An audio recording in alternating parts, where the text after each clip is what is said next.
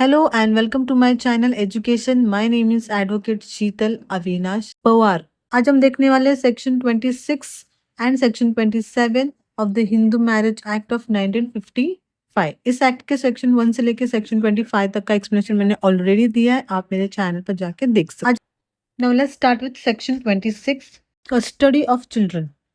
In any proceeding under this act, the court may from time to time pass such interim order and make such provision in the decree as it may deem just and proper with respect to the custody, maintenance, and education of minor children, consistently with their wishes wherever possible, and may alter the decree upon application by petition for the purpose make from time to time all such order and provisions with respect to the study, maintenance, and education of such children as might have been made by such decree or interim order in case the proceeding for obtaining such decree were still pending, and the court may also from time to time revoke, suspend, or vary any such order and provisions previously made. Section 26 very important. क्या लिखा है? In any proceeding under this act, कोई भी proceeding इस act के under आ रहा है और चल रहा है कोर्ट में, देन द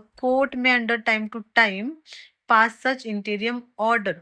इंटीरियम ऑर्डर यानी कि कोर्ट के अंदर ही, प्रोसीडिंग के दौरान ही क्या है, वो थोड़े से कुछ प्रोविजंस दे सकते हैं कि अभी इस वक्त चाइल्ड किस पार्टी के साथ रहेगा, फिर वो एप्लीकेंट के साथ होगा या फिर रिस्पोंडेंट के साथ रह सकता है. ऐसे स्मॉल इंटीरियम ऑर्डर दिए जाएंगे.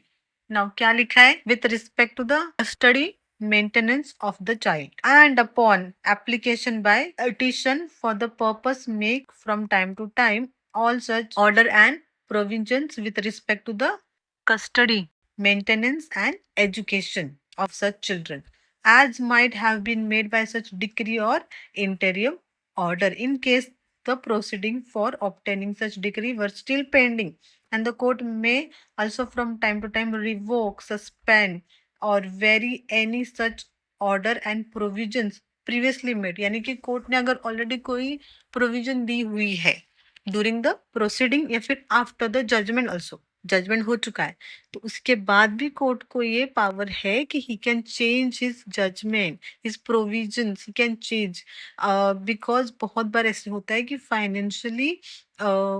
फाइनेंशियल स्टेटस चेंज हो जाता है. तो जिसका फाइनेंशियल स्टेटस अच्छा है या फिर जो चाइल्ड को अच्छे से रख पाता है, अगर उसके पास है, और अगर उस इंसान का फाइनेंशियल स्टेटस हिल गया या फिर उसका बिहेवियर चेंज हो गया, तो चाइल्ड को वहां से निकाल के जो अच्छा पेरेंट है या फिर जो उसे अच्छे से देख सकता है, रख सकता है, उसे दे दिया जाएगा.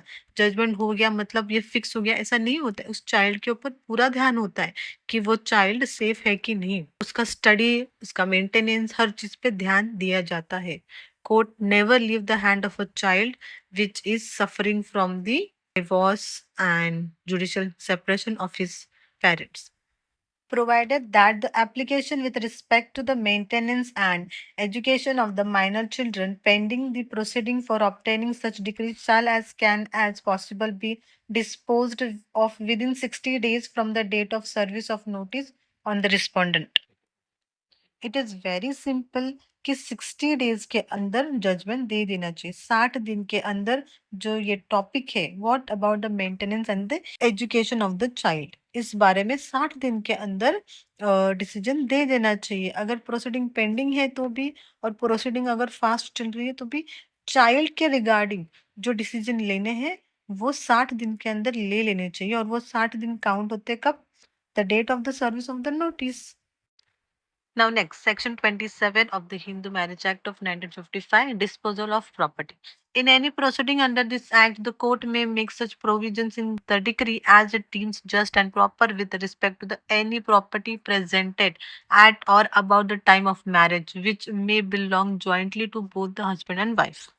Section 27 speak about the power of the court, that court can dispose the property of husband and wife in the case of divorce, judicial separation, restitution of conjugal right, and mutual divorce. Now what is written here?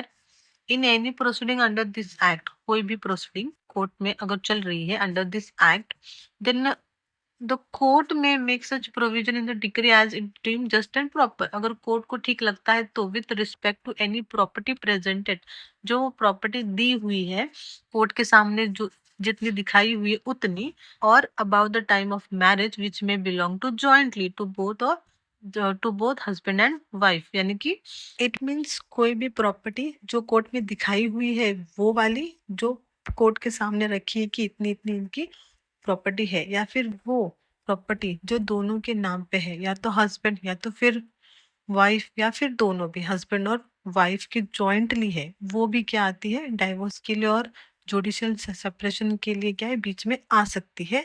The court have the court have power to dispose the property. So this was section 26 and section 27 of the Hindu Marriage Act of 1955.